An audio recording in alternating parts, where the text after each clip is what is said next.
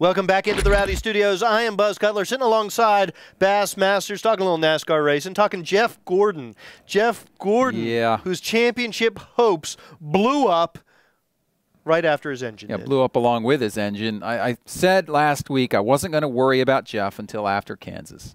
Well, it's time to worry. I think he's done. Stick a 47 points behind, and I know this isn't kind, but if you're behind Dale Earnhardt Jr. in the points, and I'm not saying anything bad about Jr., but Jr.'s not a championship threat, so if you're behind Jr., you're probably not one either. I don't think Jeff has the speed to overcome this. He didn't just lose points to Jimmy yesterday. He lost points to Carl. He lost points to Kevin. He lost points to Brad. He lost points to Matt. He lost points to everybody who has a shot at this championship. And he lost a lot of points, which is what happens these days if you blow up. So I just don't think he has the speed to overcome it. You know, he was my pick to win the championship going into the chase. After Richmond, I said, all right, Jeff Gordon, he's my pick. And I got lulled into this sort of romantic notion that Jeff Gordon is back and he's going to win his 5th championship, because if you look at his season-long performance, every time he won a race almost, after he won Phoenix, then we had this huge fall-off for a while. Then he came back and won Pocono. Then we had this huge fall-off. He never put together consistent runs for week in and week out, and I think that's what we're seeing again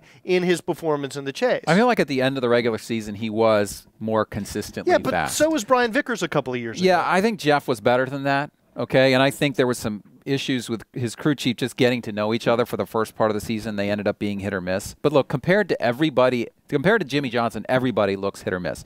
Jeff Gordon is one of those guys. Now he has a bad run at Chicagoland and blows up at Kansas. He's done because he doesn't have the speed to overcome it, because he's one of those guys that's pretty fast, that if everything goes right, he can stay in the mix. He's not, and no one is, a Jimmy Johnson who can overcome a poor finish with a stellar run, race after race. It's just not going to happen.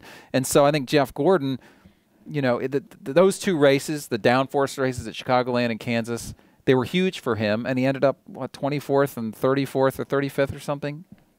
You know, not going to happen this year. It's ironic you're comparing him to Jimmy Johnson, because one of the reasons I was pulling for Jeff Gordon to win the championship, and one of the reasons I thought it was such a great story, is that he could reduce the gap between he and Jimmy Johnson, and he could stay in that conversation.